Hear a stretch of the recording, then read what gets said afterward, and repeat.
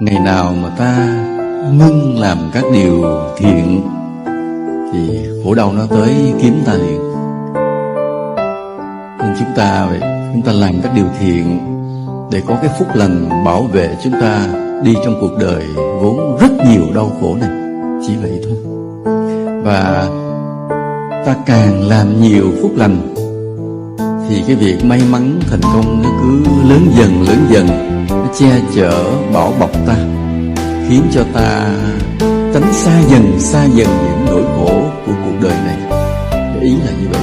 Bởi vì vậy cái người khôn ngoan là người cố gắng mà làm các điều phúc.